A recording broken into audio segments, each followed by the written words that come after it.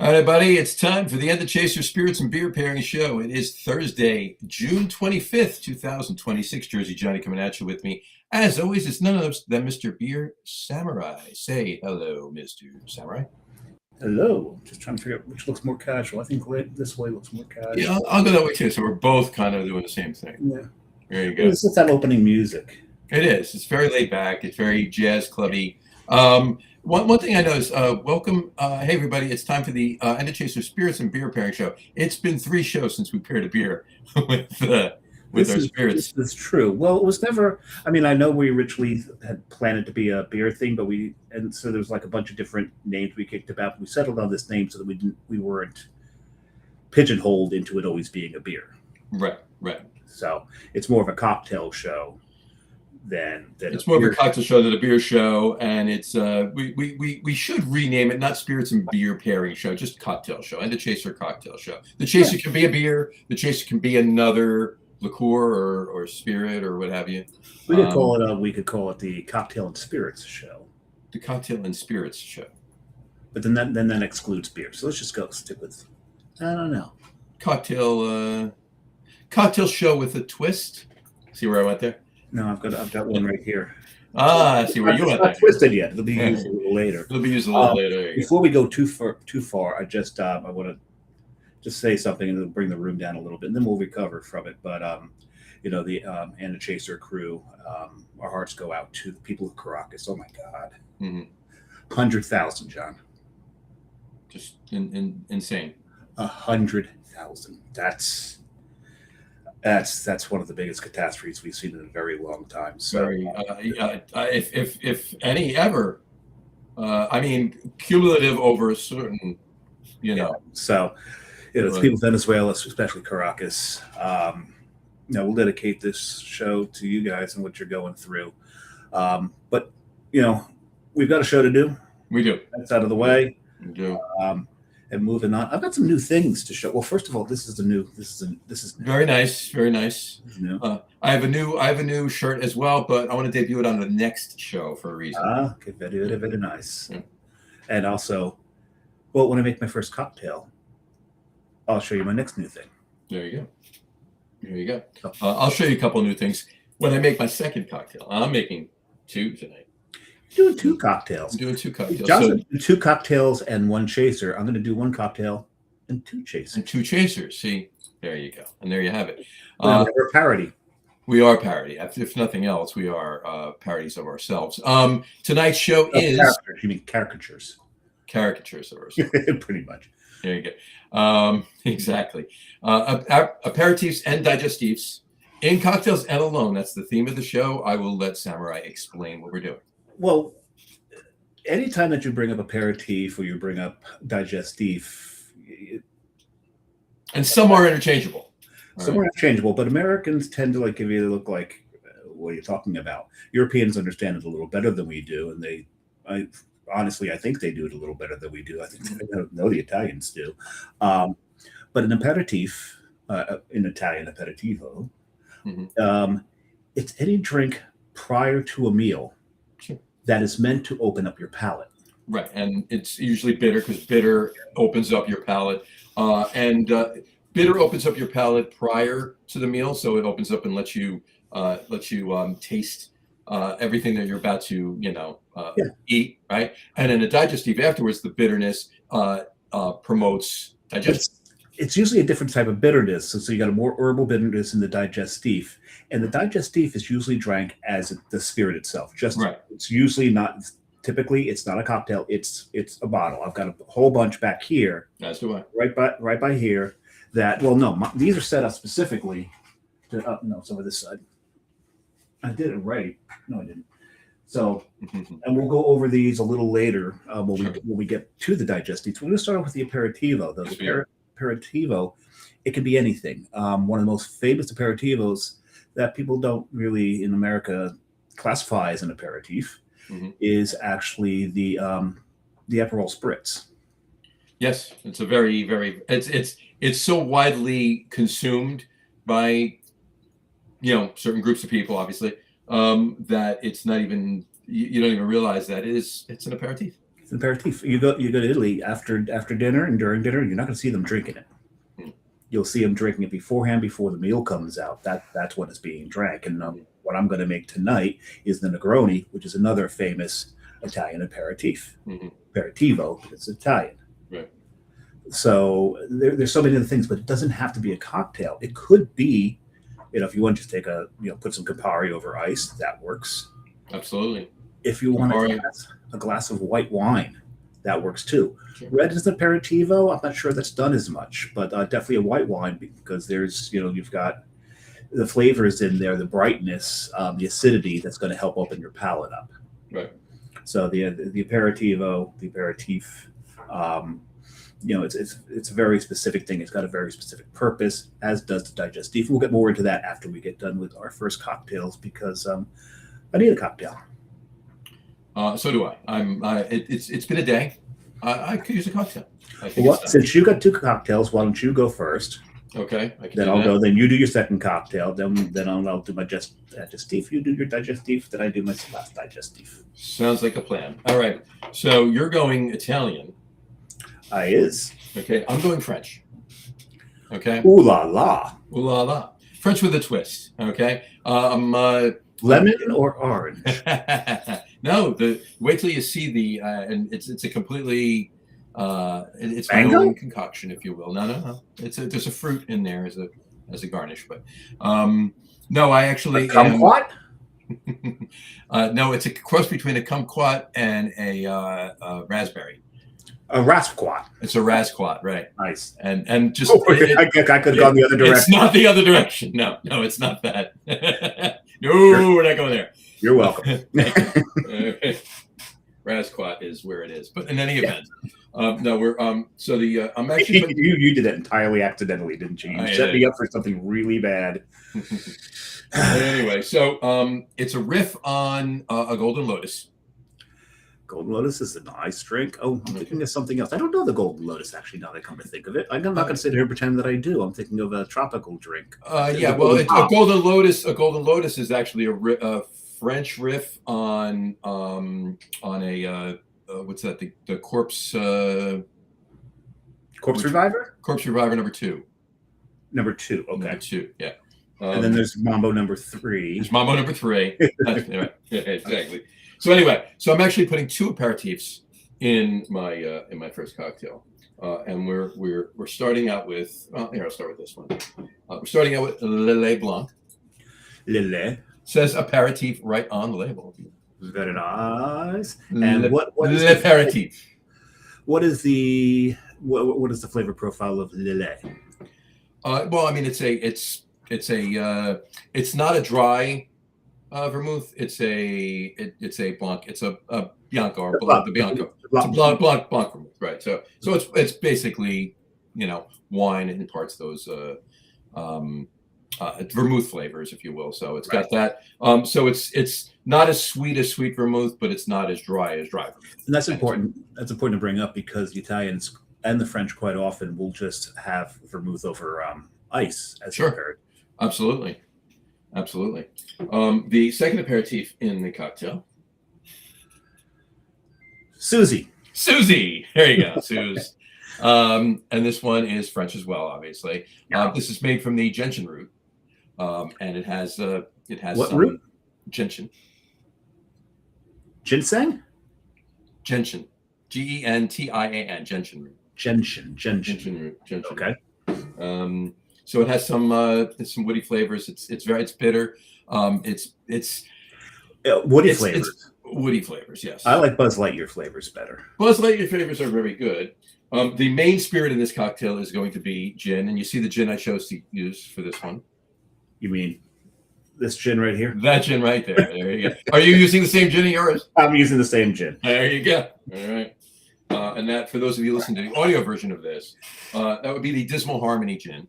This is their afternoon tea, which is a gin that one of its flavorings is black tea. Yes.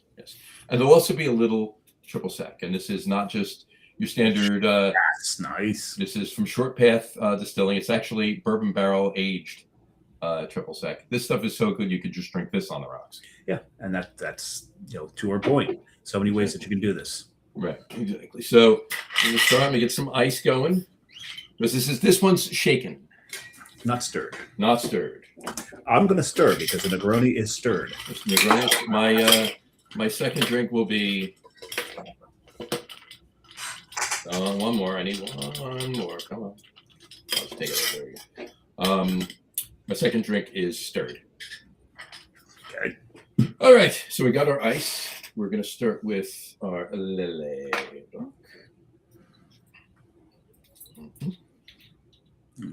New bottle?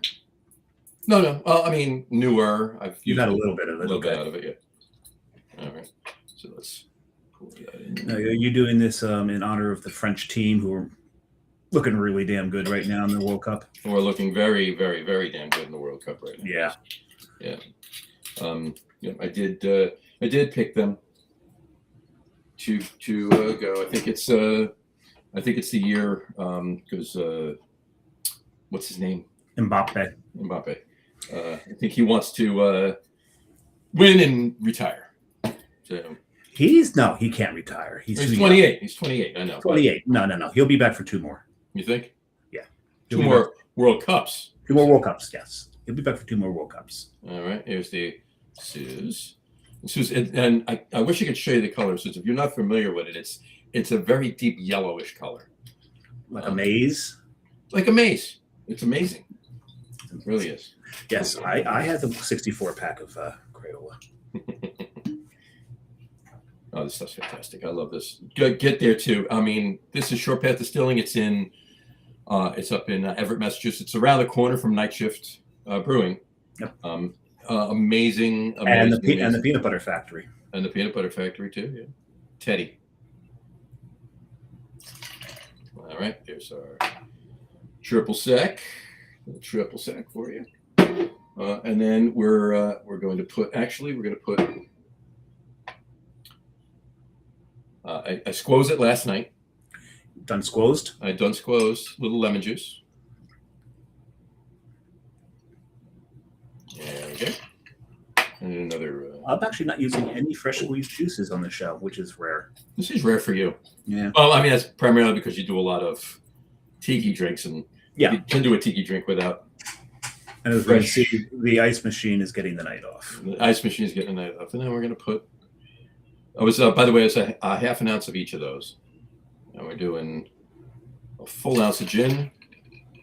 And because I like gin so much, a little splash. Another, just under another half. There you go. For good measure. Literally. Or for the purist, bad measure. Or bad measuring, yeah, exactly.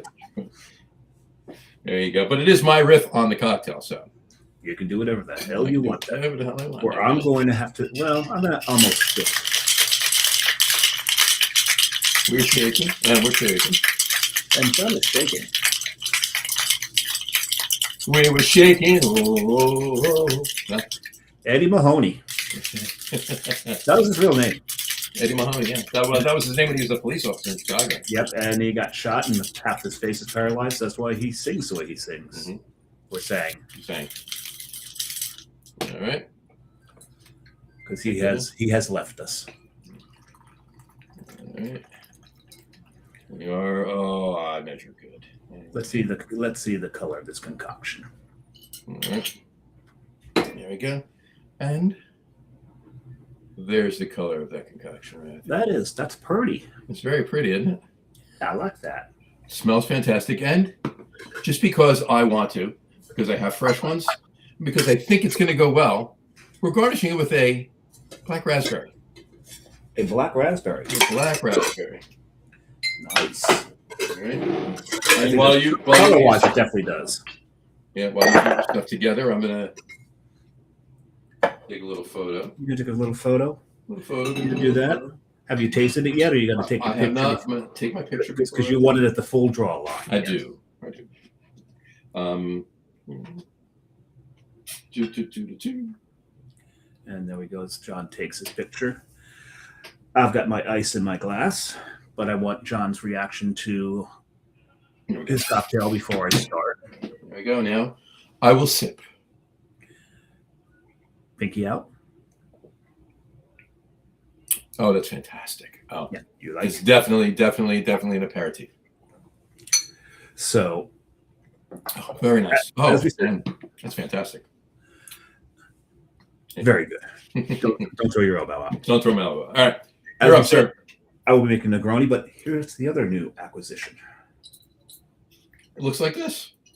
Yes, There it you go. certainly does. Well, it's a slightly different pattern, but Negroni. There's a reason we're doing a Negroni. Well, I'm doing a Negroni. It's in honor of Anthony Bourdain. It is Bourdain Day. A bunch of celebrity chefs ordained that it would be Bourdain Day because I believe it is his birthday today. Mm-hmm. And the Negroni is a cocktail that he absolutely adored. And he said it's, every now and then you get something where you take three things that you don't like and you put them together and you come up with something absolutely amazing. Mm-hmm. And when he made it, he did it in equal measures.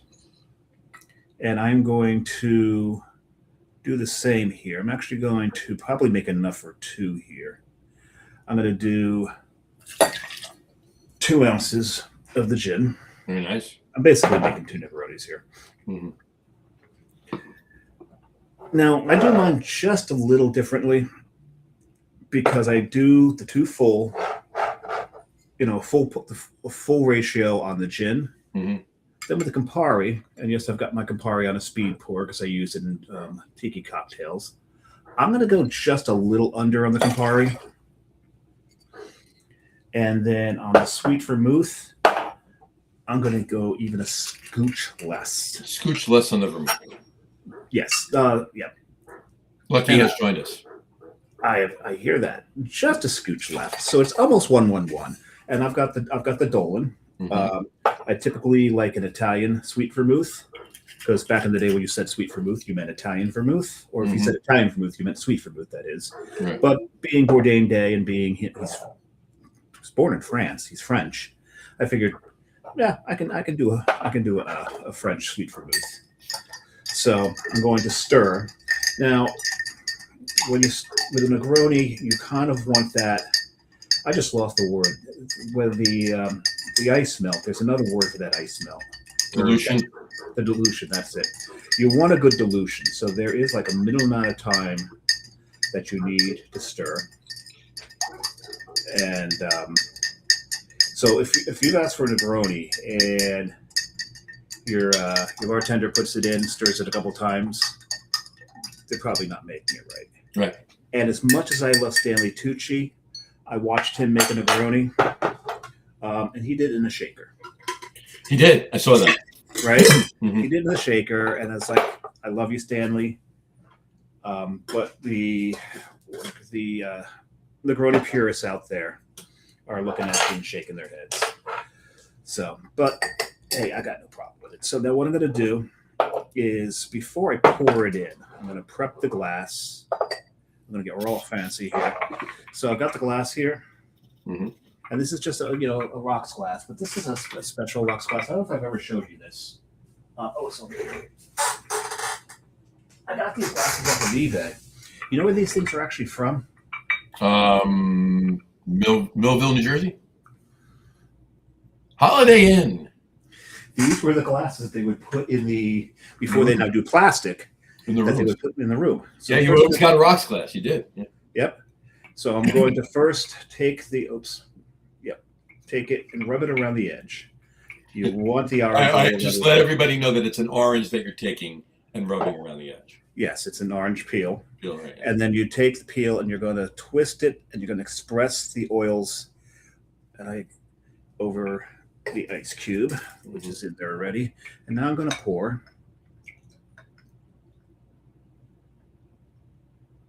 And like I said, I've made enough probably for 2 here, which is fine.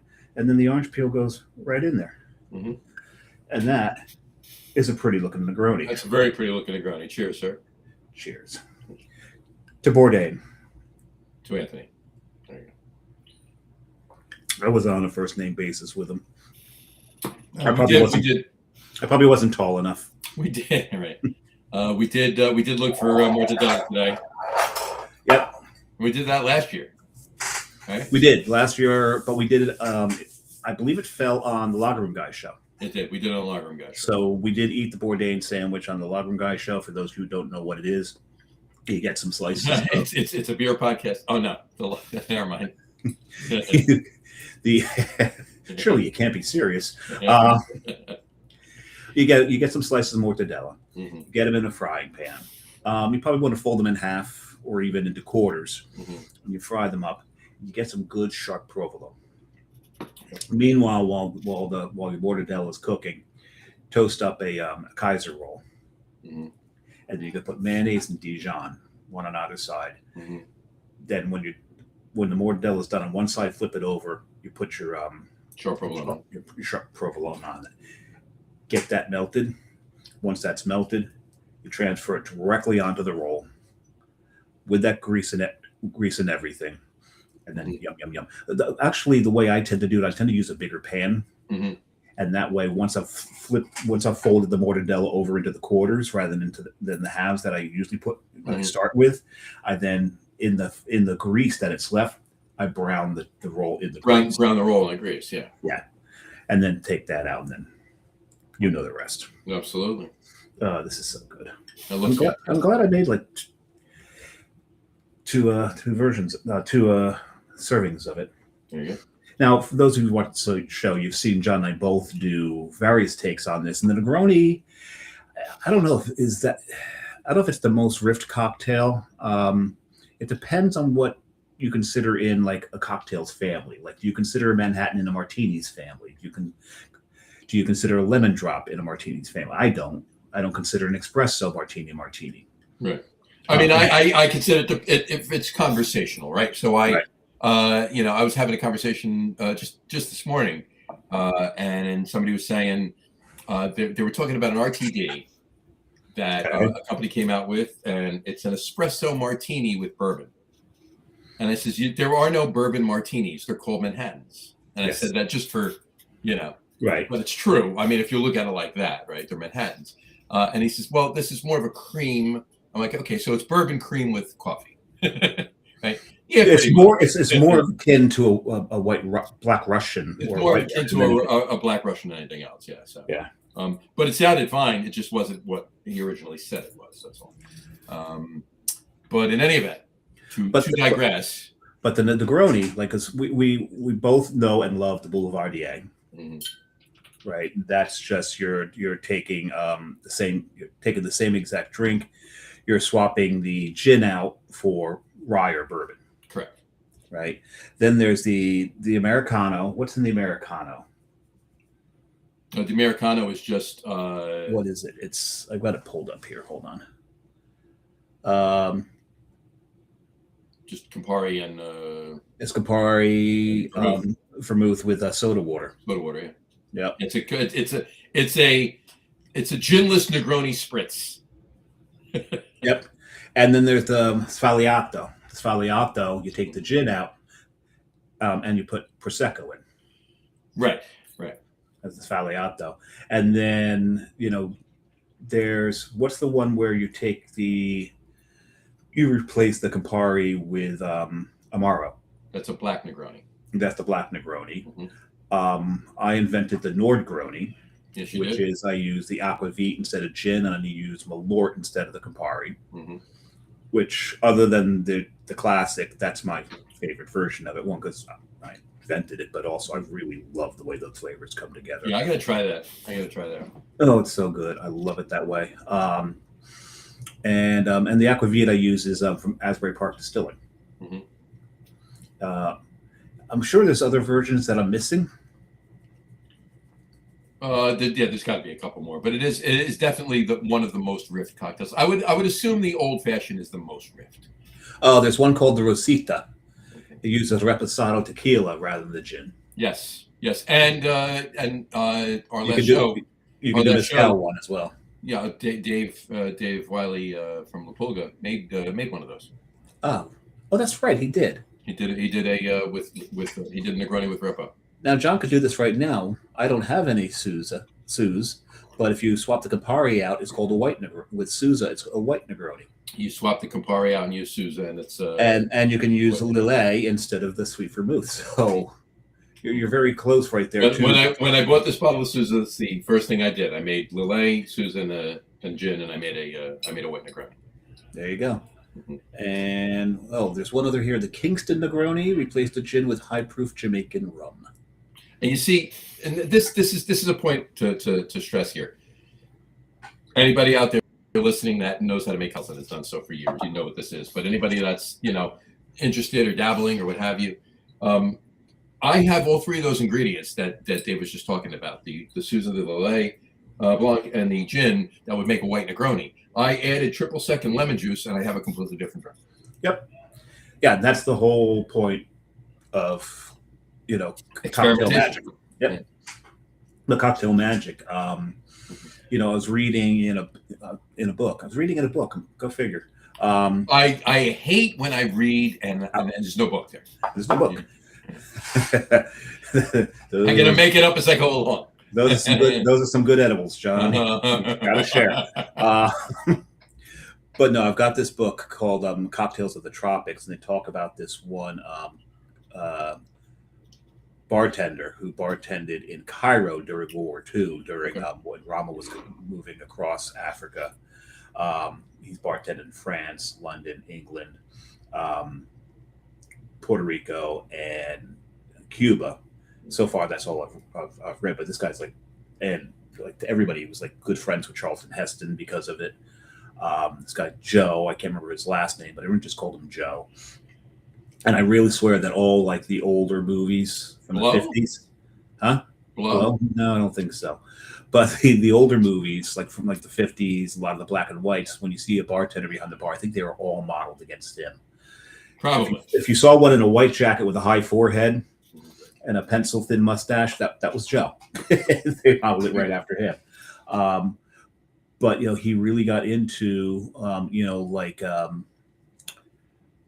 the Beachcomber and some of the others in the early days of creation. And I've got another book over there. I can't remember that gentleman's name, who created a lot of cocktails. It's when they started experimenting and getting their hands on all these ingredients and saying, hey, that might work well with this. That might work well with this. Well, what am I going to do? Let's start with this. And then start with a base cocktail. Like we know, a lot of the tiki cocktails are based off of the Planter's Punch, or the Singapore Sling. My favorite right there. They all have their roots in something. Mm-hmm. So all these drinks that are riffs off Negronis have got their roots there. I don't know if the Negroni had its roots in something. It may have. I don't. Yeah, you're right. I don't. I never bothered to check. You're right, and I haven't. I haven't. That's good. We have to look at Jimmy. Look that up. He's asleep again, isn't he? He's asleep again. Yeah. Always. We got to stop paying him. He might wake up now. Yeah. I forgot to mention the name of this. Like I said, it's a riff on a golden loaf. Oh yeah, you have a name for it. I have a name for it, and because I added Lillet Blanc, it's a golden lily. A golden lily. I like that. I like that. It is golden. It is golden. Oh, look, my glass refilled itself. Wow, I love those self-refilling glass. They're so amazing. I swear. Actually, you got to pay extra for that, but I'm going to go amenable to that. I'm going to go beyond my draw line just to empty the what you call it. There you go. Well, I'm going to finish this and eat my raspberry. Better than eating your snozberry. But they do taste like snozberries, though. The snozberries taste like snozberries. They do. This was fantastic. I'm going to have to make that again soon. That was great. Okay, now you said you've got a second one. I do. I have a second one right now we're going to do. And from what a rumor has it, this one's going to be bourbon-based. This one's bourbon-based, yes. Yes, it is. So we're going to do, this is basically straight up, it's called a haystack. A haystack. Haystack. Okay. It's not a riff. It's just a haystack. So. Oh, the drink. There is a drink called the haystack that you're doing. There's a drink called the haystack that I'm doing. Yes. It's not a riff. I may riff on it at some point someday, but for now. Well, let's hear what's in it, and maybe we can come up with a riff on the show. We could do that right now. Or Okay, if we have so any listeners, maybe. well, I'll give you the contents, and we'll go from there. It's the traditional recipe is an ounce of bourbon, Okay. an ounce of Sousa, Okay. half an ounce of apricot brandy, Alrighty. and a half an ounce of fresh lemon juice. Okay. All right. Now I'm doing an ounce and a half of bourbon and a half an ounce of Sousa, so it's the same. It's the same volume. Volume, but different ratio. Just Different ratio, yeah. So I'm gonna put, because Sousa, it's just a little bit of Sousa goes a long way. It's very bitter. It's very strong. Strong flavor, right? Right. And I like bourbon. And the bourbon I'm not using a run-of-the-mill bourbon just for a mixed drink tonight. I'm breaking into my Michter's bourbon. Going into the Michter's. Nice. The Michter's tonight. So well, and the thing is, John's got a really good supply line of Michter's. Every time I go into his store, there is someone pouring Michter's. Absolutely. they're always there. And I have there's a lot of bottles of Michter's. There's a couple back there too, and yeah, they're always there pouring it. Always there. So. So we're going to start with the lesser ingredients, of course. We're going to start with the Sousa. There we go. Now, as John does this, what John's talking about, you start with the lesser ingredients first, because you don't want to pour your expensive ingredients first, because if you pour it first and you fuck something up, you don't want to have to pour the good stuff. Right. You don't want to pour the good stuff out. So the inexpensive stuff goes in first, and he's starting with the Sousa here. So half ounce. Half ounce of Sousa. There we go. Right. All right, then we're going to do 1.5 of the bourbon. But you're I'm going to do the lemon next. I'm going to do the apricot brandy next. Okay. Okay. Which what do you have there? The Kuipers or LaRue? LaRue. Better yet. There you go. Apricot brandy. Half an ounce of LaRue apricot brandy. I mean, the Kuipers is good, but give me the choice. I'm going with LaRue. LaRue, yeah. There you go. I got to get some of that because a lot of tiki cocktails call for apricot. They do indeed. And tomorrow's tropical drink day. Tomorrow is tropical drink day. I had to see that. You're right. Yep. So the ice machine will be working overtime tomorrow. I can tell you that. I can imagine that. There you go. There's only been twice that I've actually twice so far that I've refilled the ice machine with water. Is that right? Yeah, I think tomorrow might be tomorrow's going to be an instance that you're going to refill it. One time it's because I had done a scorpion bowl. Oh, well, yeah. Yeah, it uses, and I actually have a much larger scorpion bowl now that's over here. Maybe I can turn a little bit and you can see it. I don't know if you can see this thing right here. Yeah, it's pretty big. That's holding that's holding my tools right now. Mm-hmm. That thing is massive. That's huge. Yeah, I love the vinyl underneath it. That's fantastic. Oh yeah, this I've still got more vinyl in storage that I need to pull out and fill this up. There you go. Carrie and I are talking about getting another shelving unit. So there you go. So again, I'm going with the Michter's US one bourbon. We're doing 1.5. We're doing one whole one. All right. And then we flip it over and we do a half. There we go. All right. And there is the ingredients. Now we're going to put a little ice in and stir it up a bit. Stir it up. I've got my ice. And I've got one more big cube left if you want it.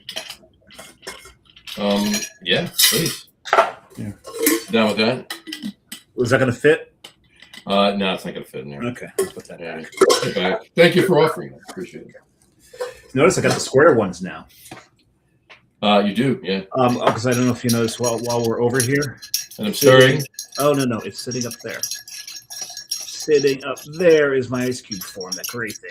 That gray thing, I have one of those downstairs in the auxiliary freezer of the auxiliary fridge.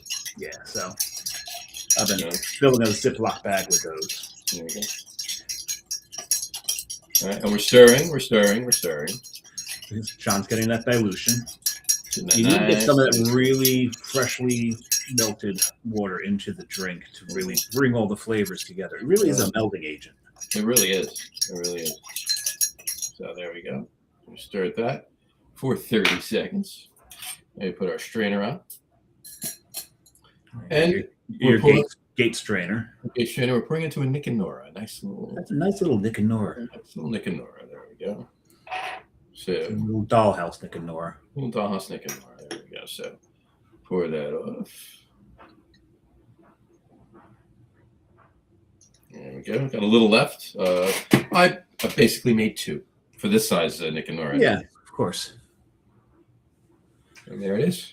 You've got another yellow. Well, that's a little more orange. Yeah, it's hay, if you will, straw. Hay, straw. It's a haystack.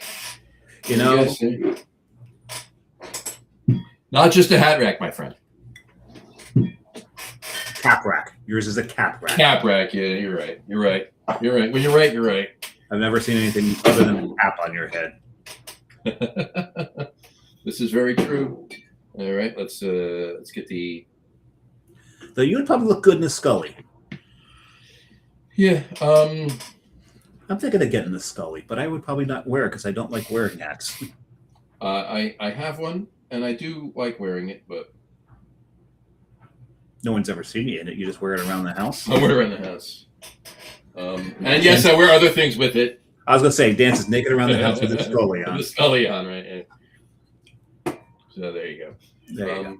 All right. So, cheers, my friend. Cheers. I'm still working on this sucker. Smells fantastic. We do have a comment. Oh, that's tasty. That's really good. Yep. I like that one. We have a comment from Doug Smith. He says, "Tiki cocktails for me tomorrow. Happy Tropical Drinks Day." Yes. I mentioned Tropical Drinks Day just to see if Doug was listening. Yeah. Cheers, Doug. Cheers, Doug. Cheers, Doug. That would have mentioned it anyway. Absolutely. Absolutely. This is really good. This is good. This is really nice. And the apricot brandy, it's nice sitting there. You can get those apricot flavors. The lemon is kind of blending with the apricots. Get that fruitiness through it. The bitterness of the lemon, but not so much the bitterness, the sourness of the lemon, kind of enveloping the apricot. And then the bourbon is shining through really nicely, but has that nice bitter note throughout from the Susan. So it's nice, really, really tasty. But so I love this little Nick and Nora. I love this thing. That is cute. Oh, that's really tasty. So yeah, that's just a straight haystack. There's nothing about that. The only thing I did was I raised the I changed the ratio a little bit. Changed the ratio a little bit. I had a little bit more bourbon, only because this is good bourbon. I want to taste this bourbon. I don't want to just have it be a character, a background character in the whole ensemble, if you will. And you know what? There are drinks where you can play around with the ratios a little bit, to your taste, of course, like a martini or a Manhattan. Oh, those, of course. Adjust those to your taste. Like when I make a Manhattan, it's supposed to be 2-to-1 bourbon to vermouth. Some people like a 1-to-1. That to me is a little too sweet. So I usually do a 1-to-1 of bourbon to about a 1.1 of vermouth. So when I'm pouring the vermouth, I'm pouring it over the shaker, and then I let it overflow just a little bit. There you go. And that's how I do it. That's how you do it. I do. I probably just slightly the opposite. I use my favorite Manhattan is not a bourbon Manhattan, as you know. It's a rye. It's a rye Manhattan. So I'm probably instead of 2-to-1, I'm probably 2.5 to still the 1. I'll still do the 1. Oh yeah, I misspoke. It's to me it's 2 to 1.1. I said 1 to 1.1. It's 2 to 1.1. 2 to 1. Yeah. So I'll do 2.5. I'll do a little bit more rye, but I'll still do the full 1 of the and you know why we're leaving something out? What's another ingredient? What's the only other ingredient in Manhattan? The cherry. Well, yeah, of course, but and the ice, the bitters. Oh, I don't put bitters in my Manhattan. I put bitters in my Manhattan, and it depends. Well, because you're a big black walnut whore. Right. Black walnut bitters whore. I'm a black walnut whore too. So, but in that respect, that is how the drink was named, because it's 2 parts bourbon, 1 part vermouth, 2 dashes of bitters. 212 is the area code for Manhattan. Gotcha. But I don't put bitters. And like also we went over like my equation on the Negroni. It's just that little step down on each of the ingredients rather than the 1-to-1-to-1. It's not 1-to-1-to-1. You step down a little bit on the Campari and step down a little bit on the vermouth. A little bit further on the vermouth. But before Doug has an aneurysm, you can't do that with tiki cocktails or even tropical drinks for that matter, because you've got so many things going on. Exactly. And we'll put up his other comment too. Can you guys get the Stroh spiced rum from Austria in New Jersey? The 160 proof is fire, but it's got great flavor. I don't know. I'll have to check. I will check. I will check. Check on that. Okay. If I can, 2 bottles are coming. Well, 3 bottles. 3 bottles are coming. There you go. There you go. For the 3 of us. There you go. But yeah. By the way, when I said 2, I meant to the 2 of you, and I'm like, no, I want 1 too. Yeah, you need 1 too. 3 bottles are coming. But when I was talking about like the tiki cocktails, the getting the your measurements exact are why I have these things. Nice speakers. Yep. Thank you. I do. So let's move on to the digestifs. We'll talk about them while we finish our aperitivos. And then we'll drink them after we finish talking about them, right? Yes. So the digestif, it is an after dinner drink. It is what it sounds like. It's to aid with digestion. Absolutely. The first time I ever came across a digestif, I was at my sister's house when she was first married, and my nephew Joey, it was his first birthday. And her mother-in-law, adore this woman, she had made clams reganata. I ate about 87 of them. I was going to say, you ate most of them. So. I love clams oregano. I love chicken oregano. I love anything oregano. There we go. Now John needs to make a haystack oregano. I'm going to make a haystack oregano. There we go. He came up with a riff. Jimmy, give me the oregano. Very good. Did I just hear him snore? Oregano. Oregano. It's arugula. It's a vegetable. It's a vegetable. At any rate. But I had eaten so many of those that my stomach was not at all happy with me. I'm sure a lot of the guests there weren't happy with me either. Probably not. And you needed something to help you. My sister's mother-in-law comes over. She's got a bottle of I don't think it was Campari. I think it was Amaro. Okay. And she opens the Amaro. She pours it into your mouth. The cap. No, she pours it into the cap. Okay. Goes to me, don't smell this. Just drink it. Just drink it, yeah. I'm like, okay. I went whoop, and my stomach immediately settled down. You're right. It does. It does. And that's what these things do. The Campari would have probably done the same thing. Sure. Even Aperol is a digestif. Most, not all. Most aperitifs are digestifs. It serves the same purpose in different ways.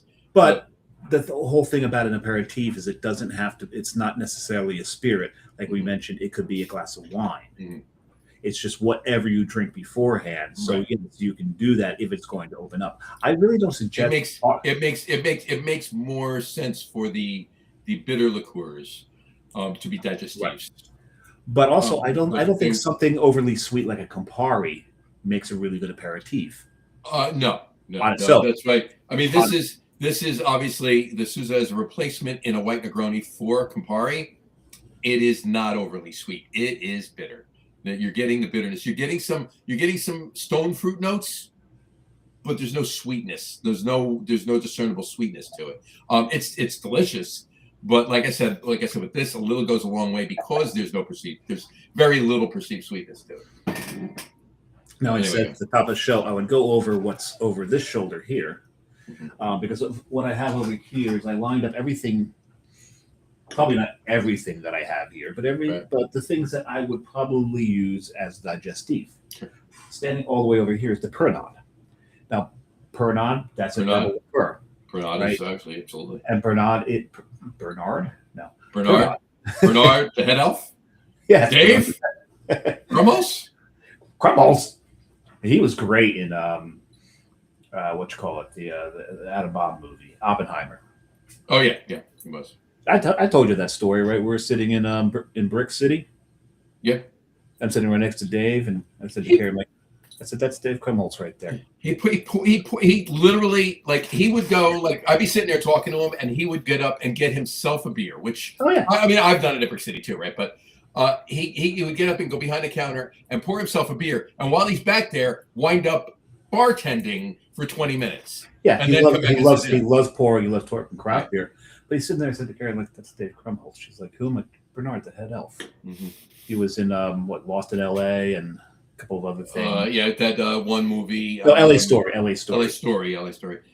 was in that one chick flick, 10 Things I Hate About You. And what's his name? Oh, I was thinking about that because he was in the one iteration of Batman. He was also in what's Heath Ledger? Heath Ledger was in the 10 Things I Hate About You. He was in ER, and she looks over. She goes, "No, I don't think that's him," because when he's just being Dave Krumholtz, he looks homeless. Seriously, he looks homeless. She's like, "No, that's not him." And like, "No, I'm pretty certain that's him." She's like, "No, that's not. I don't think that's him." And I turned to him like, "Hey, Dave." He goes, "Yeah." I'm like, "She doesn't think you're Dave Krumholtz." He's like, "Oh, that's unfortunate because I am."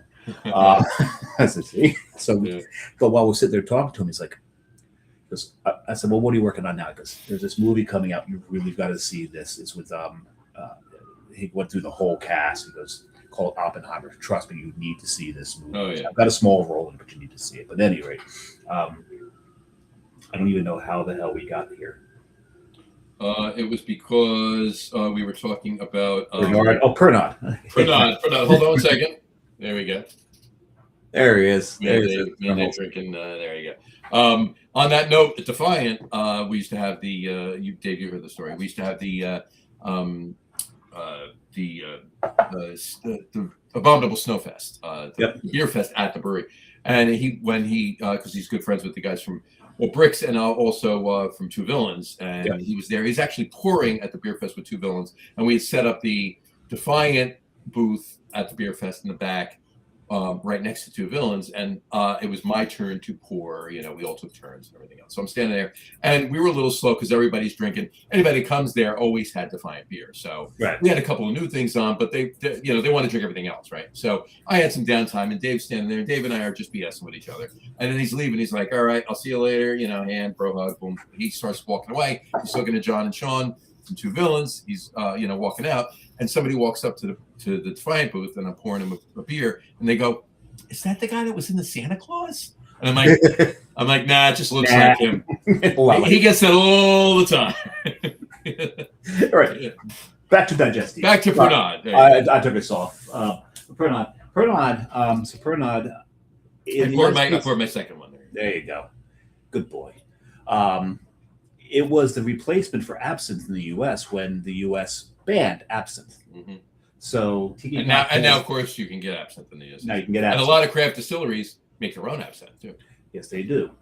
But the Pernod, so a lot of like the early tiki drinks in the U.S. were made with Pernod when they really should have been made with absinthe. Right. Next to it, speaking of tiki drinks, Velvet Falernum. That can be used as a digestif. With the herbs and spices in it, I think that could be used as one. I've got brandy there. Now, I've got brandy and I got porter. She's a fine girl. What a good wife she would be. Yes. Her eyes could steal the sailor from the sea. Her eyes could steal the sailor from the sea, absolutely. But brandy and grams. Now, you're talking about fortified wines here. Mm-hmm. So this is not your typical herbal digestif. But these are still fine after dinner drinks that really do help with digestive. 100%. Because I think it's because the age and brandy, one comes out of the other, right? You take red wine, you put brandy in it, age it, you get port. Mm-hmm. I can go in the whole story about port, but that's a whole nother show. I can pour some port too, but we've done that before. No, I'm not talking about pouring. I'm just talking the story behind it, the history of the Spanish Armada, everything. Yes, the Spanish Armada is involved in this. No one expects the Spanish Armada. No, that's the Spanish Inquisition. Never That's mind. the Inquisition. What a show. Show. So I've got ouzo here. Ouzo is the typical digestif of Greece. Of Greece, right? Right. Opa! Opa. And you need a glass of ice. You need a pitcher of ice water to drink. And a plate. And a plate. And some Windex. There you go. Oh, let's digress a little bit here. Let's digest a little bit. That's what we're talking about digestifs, but now we're going to go into some digrestif. We've coined a new word. Hold on, that goes We on. got a new That word. goes on a list. Hold on. No. That goes on a list because Coined words. We coined words. We've had theological. We've had Theological. That was just a slur. That wasn't the coining. And hold on. There was another one too. Theological and drinkership. Drinkership, yes. Drinkership. Drinkership. So now, and what's that one? You forget it already? Yeah, no, it's Digrestif. Digrestif, right? Digrestif. But I was actually told by someone from Greece why the Windex thing was a big joke in the My Big Fat Greek Wedding. Okay. And it's a historical thing. During World War II, when in Greece they had to ration all kinds of supplies, what they would do is, for people to sanitize things, they'd give them rubbing alcohol. But because they didn't want it to look like real alcohol or anything else, they didn't want people to confuse it, they put blue food dye in it and made it blue, and they gave it out in squirt bottles. So when the Greeks came to the United States and they saw Windex, they thought it was rubbing alcohol. So they would use it and spray it on everything as a, as an antibiotic or, whatever you use rubbing alcohol for. So that was the whole joke in My Big Fat Greek Wedding. Gotcha. It's based off of that. Anyway, so next to that I have a typical one, Amaro. But I've got the rhubarb. You mean rhubarbaro? Rhubarbaro. I mean this stuff right here? Yes. This stuff right here. We have a lot of the same bottles. So you We do. Imagine. But in here I also have Jeppson's Malort. I can't reach that. That's too far back over there. But. See, I'm repping for Jeppson's tonight. There you go. But I got Jeppson's Malort, and yes, I do have this. I've got the speed spout on it. Of course you do. That's how often I drink it. I've got to put the pour spout on it. But my first digestif of the night is not going to be Jeppson's Malort. It's going to be Jeppson's Barrel Aged Malort. Jeppson's Barrel Aged Malort. So we're going to start there. And seriously, this was developed as a digestif. This is its purpose in the world, apparently to make you feel better. Apparently. These pants ain't gonna shit themselves. There you go. Yes, that is one of their marketing slogans. I love when brewers. Because I mean, look, there's plenty of breweries that don't have a bottle of Malort, but there's a lot of breweries that always somewhere in the brewery there's a bottle of Malort. I think there might be more breweries out there with a bottle of Malort than there is without a bottle of Malort. And you always get the same thing. They grab the bottle, they're like, oh, "You want some? Come on, you know damn well you want some too." It's a whole thing. Look, it's an acquired taste. That's for certain. For certain. But once you have it, there's nothing else that tastes remotely like Malort. Not even close. People are like, well, it's like Underberg. Like, no, it's not. Underberg, another digestif. Another digestif for that. Yes, absolutely it is. I'm out of it. I need to order more. I should probably make a note of that somewhere. Get some. Well, you know what? We're actually on the. I mean, we could do it on either show, but he mentioned coming on the Lager Room guys. The general sales manager from Underberg wants to actually come on.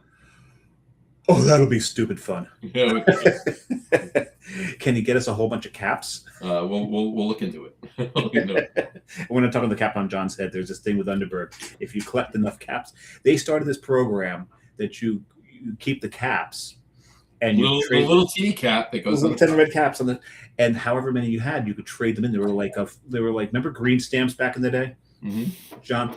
I just lost a whole large segment of our audience right there. Hold on, I ripped this off. to show There you the go. cap. Just to show the cap. There you go. Yep, these little red caps. You collect green caps with the red logo on it. You Right. collect these, you trade them in, and if you're ever in a bar, you can use when you're in a bar or brewery, you can usually tell an Underberg place where the clientele don't know about the caps because the staff has collected all the caps that the people have left behind. Of course. And if you see the one where they've got like the horse-drawn Underberg carriage proudly displayed, They've collected enough caps. they collected shit ton. That's what I think. That's what's what, 1 million caps or something like that. It's a stupid number. It's a stupid number, but that's Underberg. Mhm.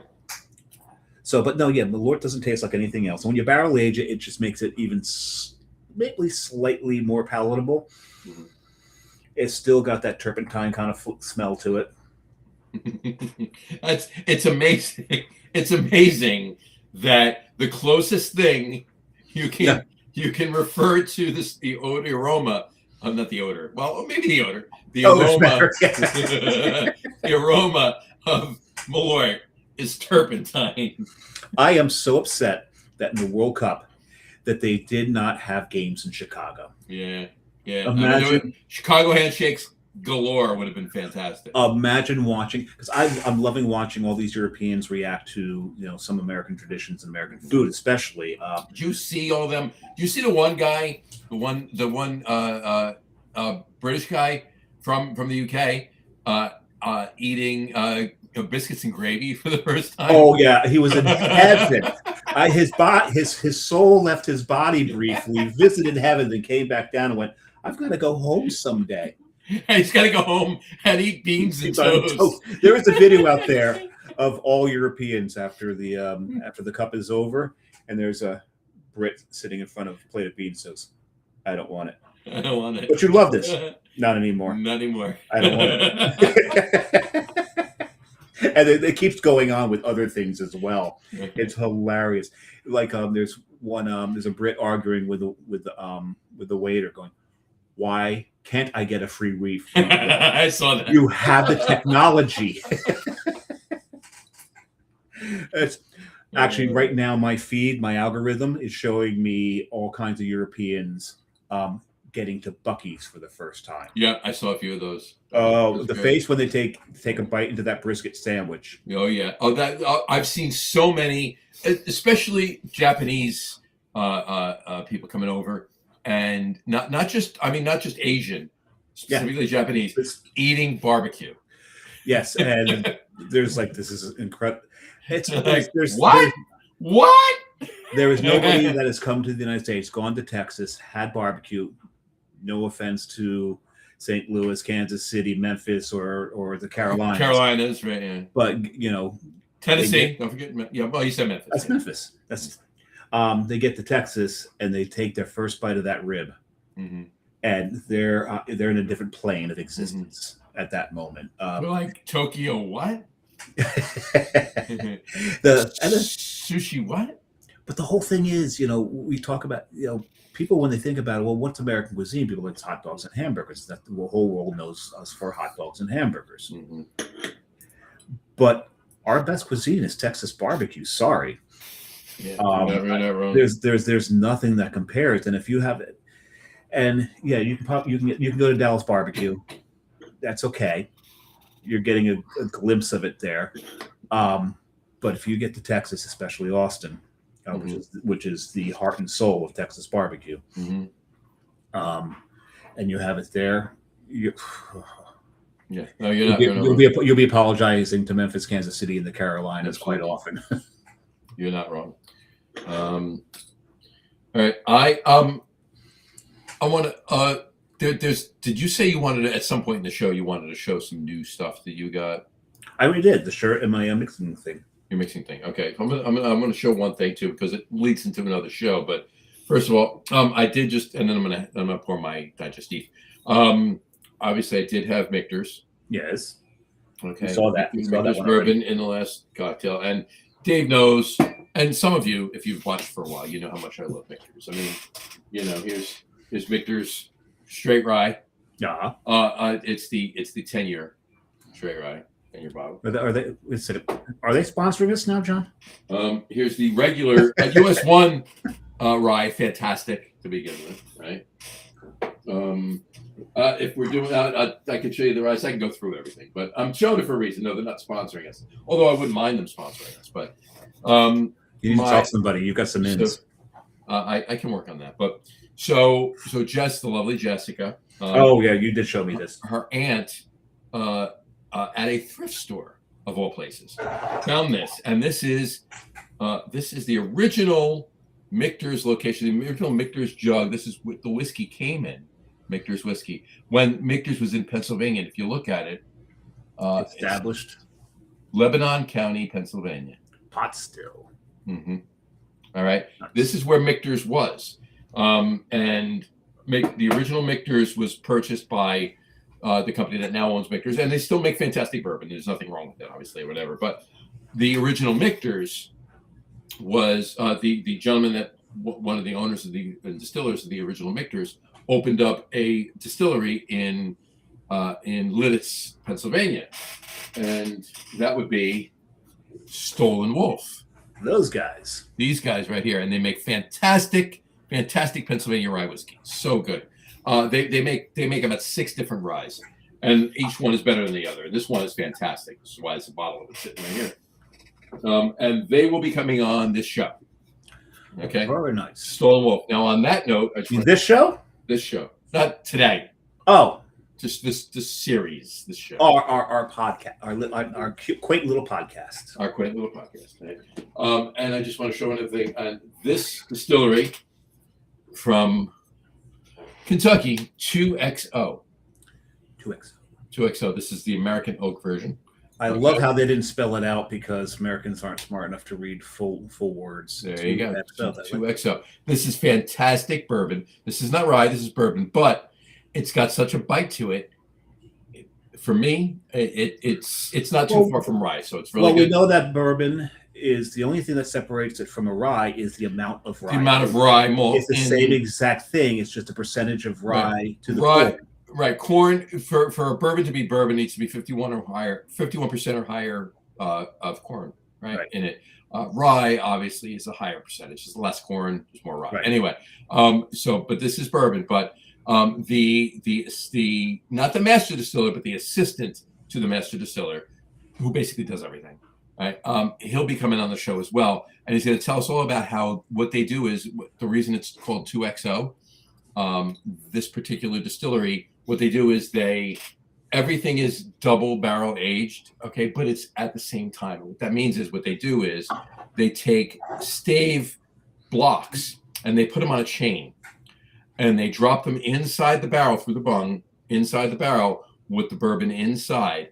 And the surface area of each of those blocks on the chain is the same amount of surface area inside the barrel. So it's being aged in 2 barrels at the same time. So 2XO. So we're gonna hear all about that. So those are the new things. All right. Well, now pour your digestif. Now I'm gonna pour my digestif. There you go. For my digestif, after that digestif. After that digestif, I am indeed going to have the Amaro Rivolaro. There you go. There you go. All right. And my cap. Because I have been. It looks broken. The top comes off. So, but that's fine because I just go like this and twist, and it's open. Look at that. Imagine that. All good. I am going to pour it in my little digestif glass. There you go. It's pretty. Isn't that pretty? There you go. That's very pretty. I like mine better. But you got to remember where mine came from. I know where yours came from. You know where mine came from? Well, tell everybody where yours came from. This came from Bruges. Came from Bruges. Perry and I were walking around Bruges doing this geocaching trail that we stumbled upon while we were there. And we just happened to be passing a antique store. And right in the window was a rack of glassware. So it was a nice rack in the window? Beautiful rack. Beautiful rack. So I walked in. Really admired the woman's rack of glassware and saw these and nice save there. And I have 2 of them. Now, granted, more than likely, I am poisoning myself with lead, But it's definitely lead crystal. 100%. Oh, there's definitely lead crystal. And the amount of alcohol I drink out of these things, I'm probably will die of lead poisoning in 30 years, God willing. So I think at my age, lead poisoning is probably not a big risk. Well, you know what? I mean, to be quite honest with you, the bottom line is 30 years from now, I mean, we're talking close to 90. Yep. So there you go. Ding, ding, ding, ding, ding. Ding, ding, ding, ding, ding. All right, so I'm going to pour mine. I just chilled it off just ever so slightly. There we go. And I am going to take one more obligatory picture. Okay. While you do that, I will show you what I'm drinking. Show us. This is Barolo Cinato. I love that. Barolo Cinato, Luigi Arnulfo. So this is an Amaro. But this is an Amaro that I got while I was in Italy. It is from Monforte d'Alba. And it's from the last winery that we visited while we were there. We did a chocolate pairing. Mm-hmm. So we talked about chocolate. We talked about divorce and how men suck. My sister, Carrie's aunt, and our guide really got into some man bashing while we were there. It was awesome. And you were just sitting there and drinking and kind of and tuning out. No. I was trying to get things back on fleek. On fleek, yes. That's not right. I don't think. Back on track. Fleek doesn't mean on track, right? On fleek, yeah, we understand. Put together. But this was from Costa de Busia. Mm-hmm. Not too far from the center of the main town of Montpellier. This was the bottle of Amaro that you did have some on the podcast a couple of weeks ago. Yep. Yeah. But I'm drinking more of it because an Amaro is a classic digestif. It's a classic digestif, hence why I'm having John's has rhubarb in it. Mine has rhubarb in it, and I do have and I have several Amaros over here, right? But this one I do have from Bully Boy. This is another distillery, not too far from Short Path, actually, in South Boston, the Dorchester section of Boston, down Massachusetts Ave. Fantastic spirits they're making there. I do the regular Amaro back over here. It's not that far as the crow flies, but the drive there is going to take you about 2 hours. 2 hours. Yeah. Easy. Because you got to go through Boston to get there. You got to go through Boston to get there. Right. But in any event, now it depends on the time of day. You go at 2 in the morning, it'll take you half an hour. If that, yeah. So in any event, but the there's they actually have a couple others that they released, and Jess and I will be up there in August, so I'll be bringing back a couple of those as well. And I may be Venmoing some money to John to try some of the other Bully Boy stuff. Yeah. So this is so here we go. I'm gonna enjoy this. Cheers. Cheers. Now this one, digest. Cheers. That's not going to make the list. Sorry, John. No, it's not. Ooh. So I want to put a little bit of a chill on that. That was really nice. I don't need a chill on this. Mm-hmm. So this is it's an Amaro made out of Barolo. Yes. Yeah, you were saying on the show. Right, Amaro starts off as a wine. Mm-hmm. Basically, Amaro's almost mulled wine if you think about it. To a point, yeah. To a point. Mm-hmm. But with the herbs and spices that are in there, and nobody's going to tell you what herbs and spices they put in there, nor should they. That's what helps with the digestion, and it's the way I think it's also with the way the alcohol delivers it to your stomach. Absolutely, that helps with that digestion. So the problem with this stuff is so good. I'm drinking it way too fast. It is now down to, I think, here. It's not like that bottle is easily accessible to be replaced. No, it's going to cost a plane ticket. No, you could probably get them to ship it to you. But... Yeah, I probably can. Actually, one of my vendors that I work with has got a guy who owns a what would you call a liquor store here. But it would be trying to figure out what it is in Italian. Is it an osteria that he owns? No, that's another word. At any rate, and he can ship a lot of things, and I'll have to see if he actually carries this. But the this particular this guy Luigi Arnolfo, and this particular winery was the first winery to ship Barolo to the United States. I brought that up the last time I drank this, and this bottle is square because when he shipped Barolo to the United States, he shipped it in square bottles so it wouldn't roll around the hold of the ship. Well, let me know, because I actually will find out if for some reason that Amaro actually is somewhere available, and even if it's just a bottle purchase, I'll get it for you. This is you're not going to find this in the U.S. Well, I mean that might not be something that they export. So no, I mean, they're probably not going to export this. I think they only do it there. We could probably get their Barolo here, but probably not the Barolo Chinato. Actually, I'm sorry, I'm saying that wrong. Barolo Chinato. Chinato, yes. Because the CH makes it a hard C. Yeah, it's not chin. It's wow. Chinato. Barolo Chinato. So that is the lesson today, folks. That is the Italian, French. No. On aperitifs and digestifs. Not on the pronunciation of French and Italian and Norwegian. Right. And Norwegian. Well, Malort. What's interesting about Malort is I saw something about it that Malort was based off of Brennivin. And Brennivin, I think, what is that? I think it means what? Something wine. Vin means wine, of course. I forget what the Brenna means. I think it was like fire wine. It might, it might actually. I think it means fire wine.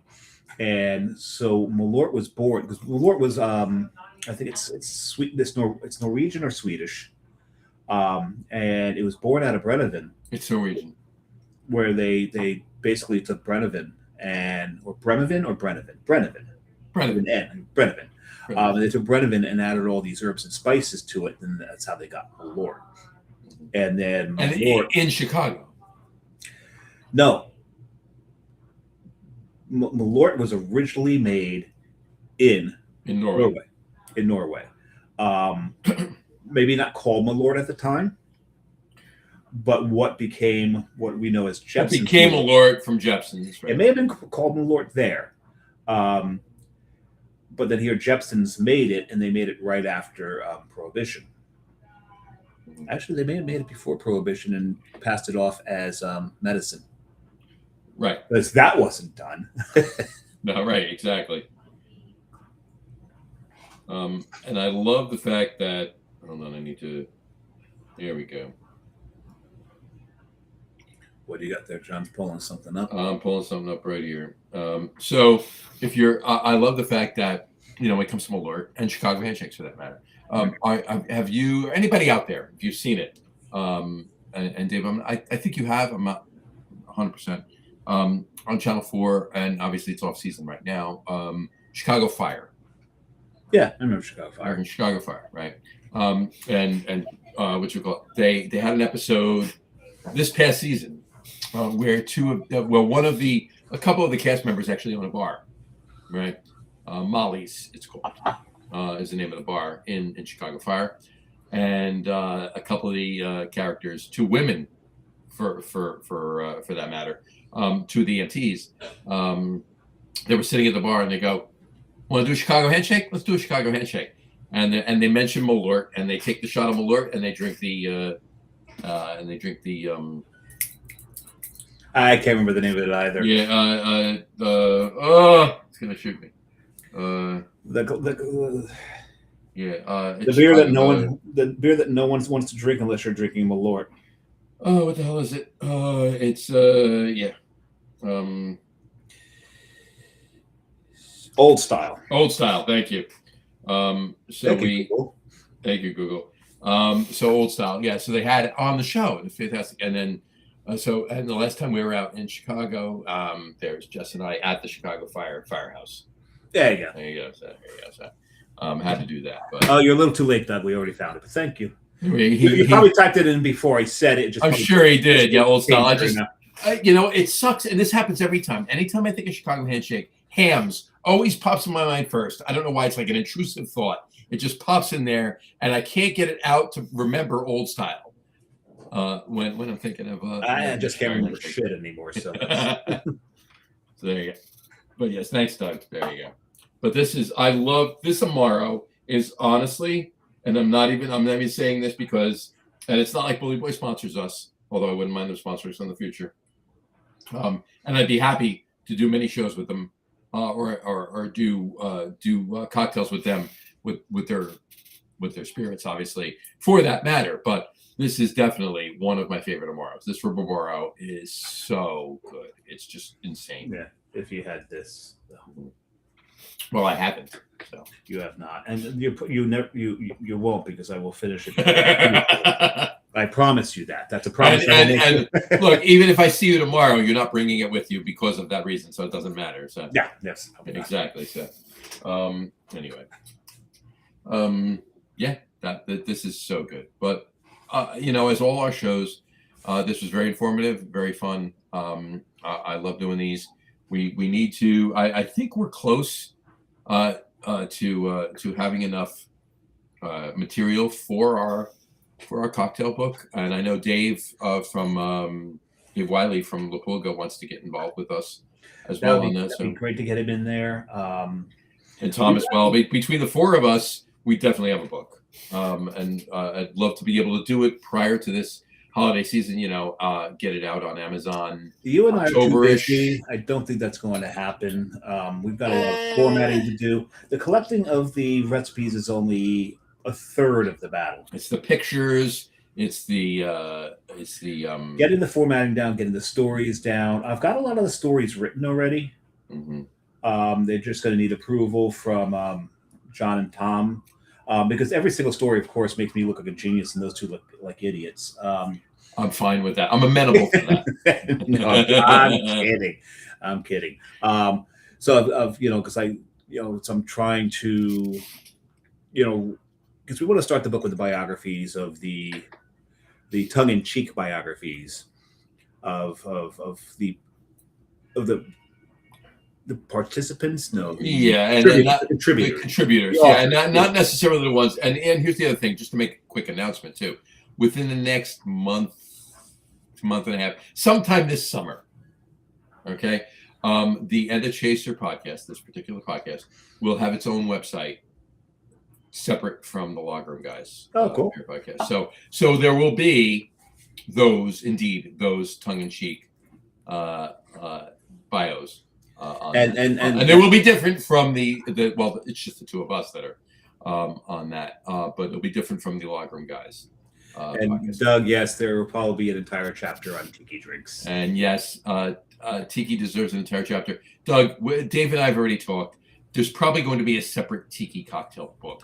It's very possible. It's very possible, in which I will have written almost 3/4 of the recipes. John will probably do just shy of a quarter of the recipes, and Tom will have one. And Tom will have one. the one that he accidentally made. Right. Yeah. He said, "Well, this isn't quite tiki, but I'm trying, Dave. I'm trying."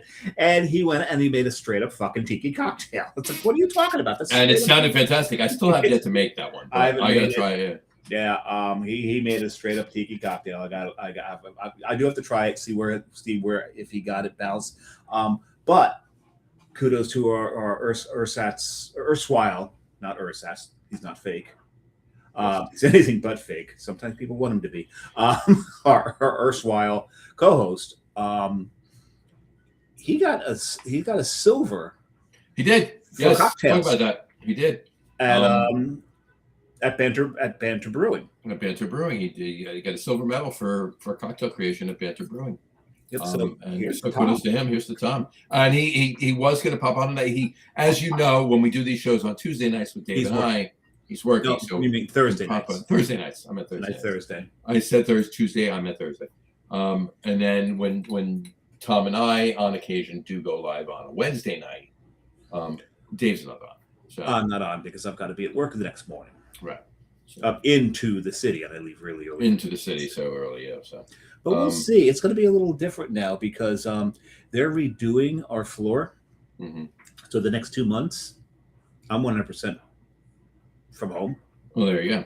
There you go. So there will be shows on Tuesday, but Thursday. I keep saying Tuesday. There'll always be shows on Tuesday. We know that. They're beer related though, not cocktails. Yeah, that's the locker room guys. Right. But there will be shows on Thursday, but there will be a couple of shows on Wednesday because of this for the next couple of months that Tom will be on as well. Maybe we'll do the three of us again for a little bit. There you go.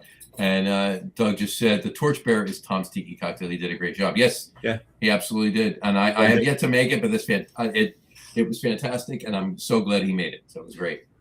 Yeah, and you know him saying that he was like tiki adjacent.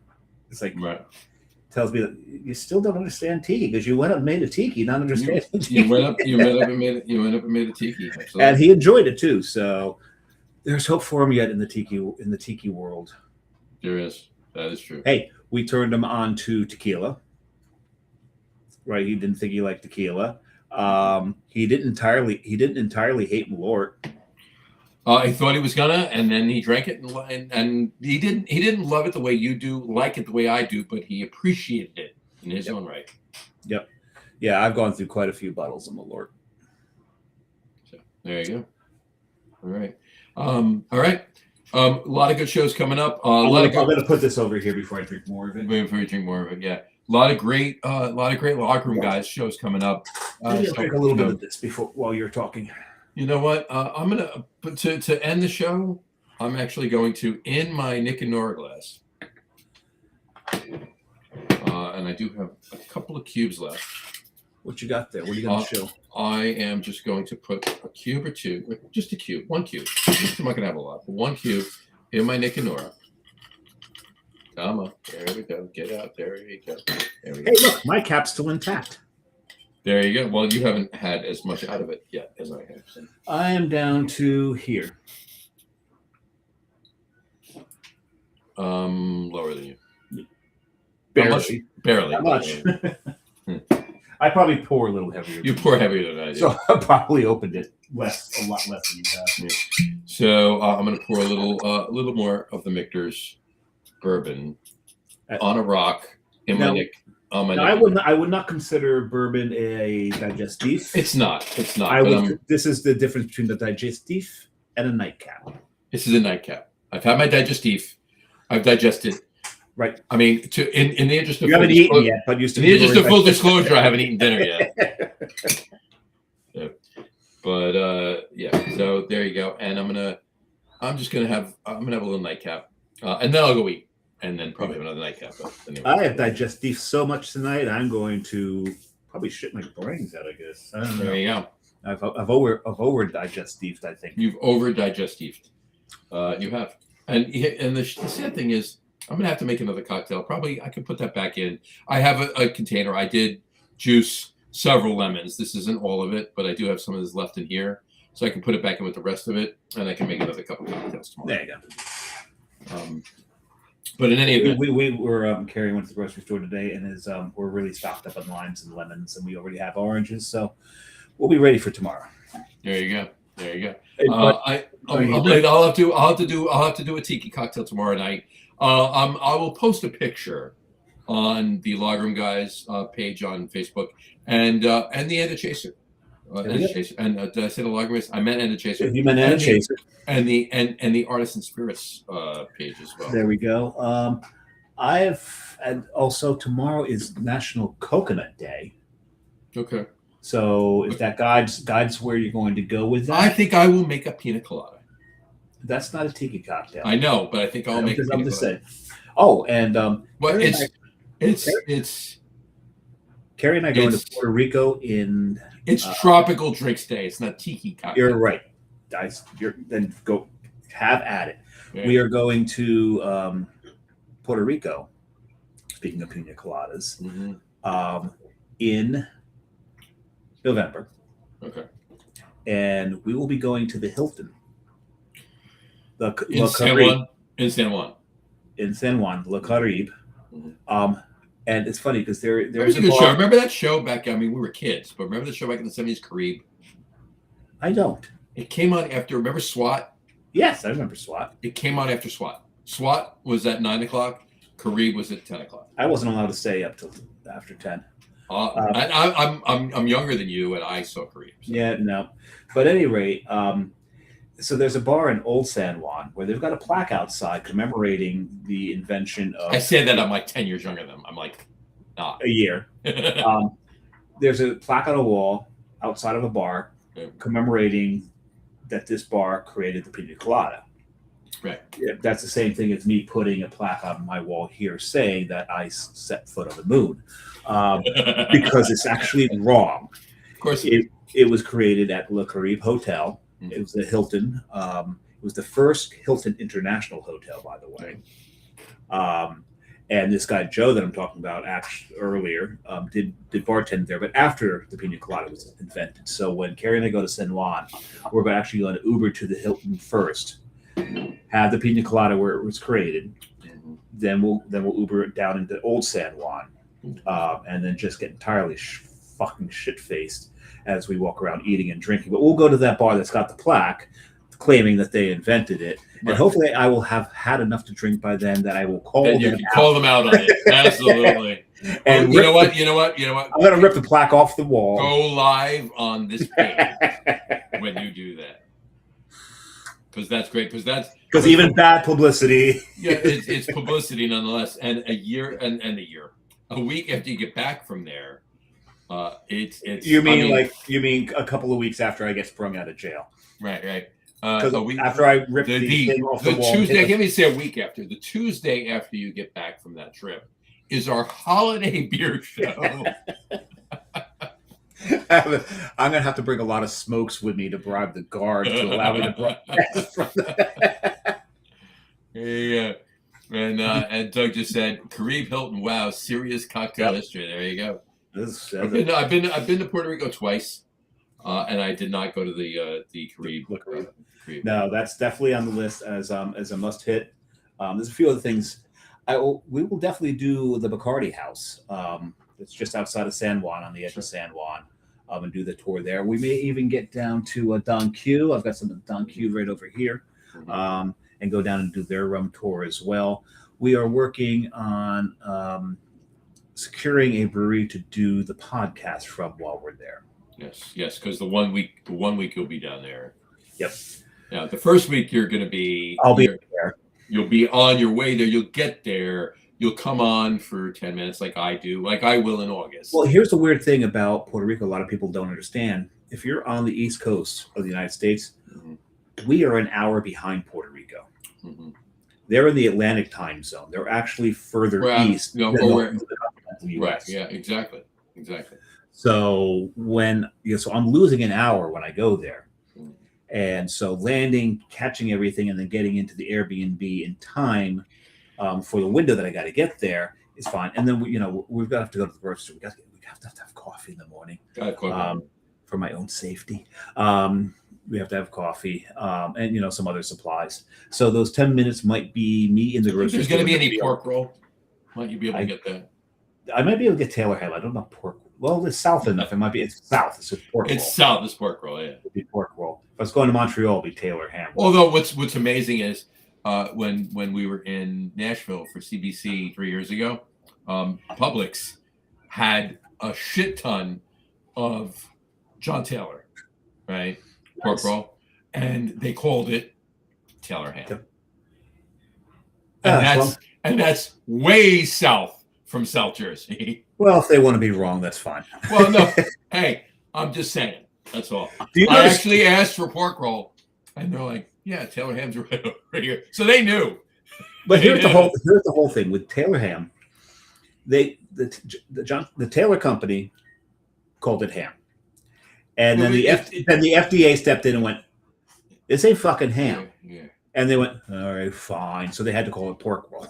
That's the thing that nobody gets, right? Because the main release of it back in 100. The original release was Taylor ham. It was Taylor ham, and it was primarily in North Jersey. Even though they made it in Trenton, it was primarily released in North Jersey. Yep. So for years, and this didn't happen like a week afterwards. This was many years later. Many years. Many years later. So the overwhelming amount of North Jersey knew it as Taylor ham and called it Taylor. And there were no other brands. That was the only one. Yep. Cases, Trenton, all the other ones, they didn't exist, right? It was just John Taylor, and they called it Taylor ham. And then the FDA came in and stepped in. They changed it to pork roll.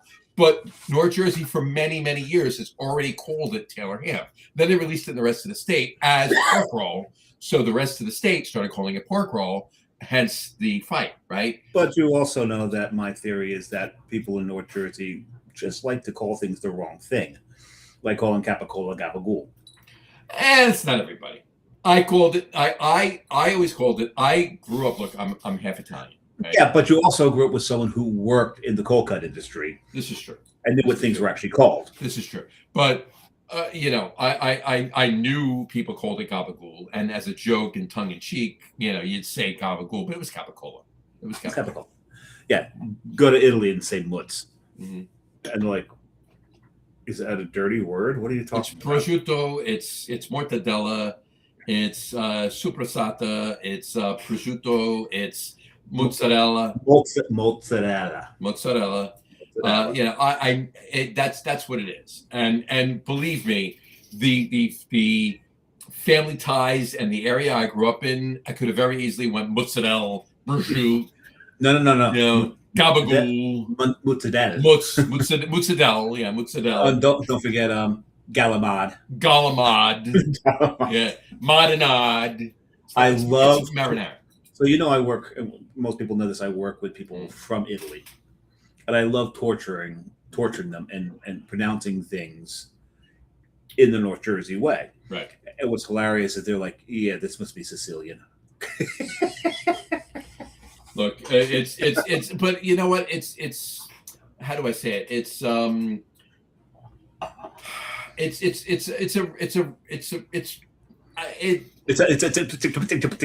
Are you stroking? No, it's like I'm trying to think of the word. It's become common usage. No. I'm just saying for me personally, it's a romantic thing, and I don't mean it's a nostalgic thing, but romantic in a nostalgic kind of way, not romantic like in a love relationship kind of way. It's a romantic nostalgic kind of thing for me, because I remember family members saying that. And that was it, and that was accepted, and that was what it was. It's a comfort thing, and that's fine. I'm not going to sit there and argue. It is what it is, right? I know how to pronounce it. I say it the way I say it, but I understand how they say it, and it's nostalgic. It brings me back to when I was a kid, and my huge Italian family would gather around a table on Sundays. You do realize that's 17 hours. Huge Italian family. Yeah, huge Italian family. That's redundant. Sit around a table on a Sunday for hours and eat mozzarella and gabagool. You can get doubly redundant there and go huge, loud Italian family. What are you trying to say? So, anyway, but it's all good. It's all good. And if I have to say one thing, look, we know what it is. And when it comes to things like Italian pronunciations or pork roll and Taylor ham, it is what it is. Let's understand what they're talking about. Right, you know what you're talking about. If you wanna ingest, have a little fun fight, I'm all about that. I do that every day. I love it. Right, as Dave always says, I grew up in Taylor ham, moved to pork roll. Dave grew up in pork roll, moved to Taylor ham. When I'm home, I order pork roll. When I'm in North Jersey, I order Taylor ham because I know where my bread is buttered. Well, what I love now is more and more people, more and more restaurants, delis, whatever, are jumping on that bandwagon. Well, they'll take that sandwich, they'll cut in half and say it's half Taylor ham, it's half pork roll. Right. This half is pork roll, this half Taylor ham. And I think this is a wonderful healing gesture that they're all starting to make. More people are jumping on this. Sure. And I really think it's going to unite the state more than it's ever been united before. And maybe we won't give each other the finger as much. No, bullshit. That's still happening. There's still something called traffic. Oh, please. Oh, my God. I got cut off tonight on the Parkway coming down. Did you tell them they were number one? I told them they were number two. Ooh, but I used both hands. Yeah. So your knees were steering. Yeah, exactly. No, we were stopped at that point. Oh, okay. So, yeah, it was fine. We were at one point going. I couldn't go any faster because of the cars in front of me. I wasn't slow. I couldn't go any faster than the cars They in blew front the of me. horn? And it just the line of traffic, and we were moving. It wasn't like we were going 10 miles. And the an line hour. of cars went down real slow. Slow, very slow. So, and a guy came up behind me, and he was right literally on my ass. Where if I brake checked him, he was hitting me. That's how close he was. Right? And he's flashing high beams, flashing high beams, flashing high beams. Dude, you don't have tunnel vision, and you can only see my car. Look at the rest of the cars in front. Do your math. Figure this out. We're all not moving, dude. All right, we're not going anywhere. One guy moved out of the way and slowed down even more. He pulled into the inside lane and passed me and literally cut me off to the point where if I didn't slam on my brakes and turn to the left, he would have hit me. You should have pit maneuvered him. I wanted to, but I don't need to damage my car. So yeah. If I had a 1971 Chevelle, 100%, I'm not moving. Let him hit me. At one point, I had because he would have $5,000 worth of damage. I'd have a scratch that I can buff out. At one point, I had a 65 Mercury Comet, and I would dare people to fuck with me. Right. Because that's just a hunk of steel with wheels. Exactly. Yeah, anyway. If I had a 1972 442, come at me. Yeah. Oh, no. Don't fuck a 442. Don't fuck up a 442. Yeah, but I'm not gonna because it's steel. I'll get a scratch. I wouldn't risk. Oh man, a 442. Mm-hmm. I used to valet park, and we'd have Porsches, we'd have Lamborghinis, we'd have Lotuses. Was it Lodi? Lotuses on the lot, and people were like, "What was the coolest thing you ever drove?" Lodi. It was a 442 actually. I love 442. You couldn't do more than goose the gas pedal. Somebody asked me if I had the money to buy an antique muscle car, what would my first one be? And it's a 71 Olds 442. That's my number one muscle car. If money was not an option, I would buy the Judge. All right, fair enough. Here come the Judge. That GTO. That thing was. I mean, they're similar. That was an obscene vehicle.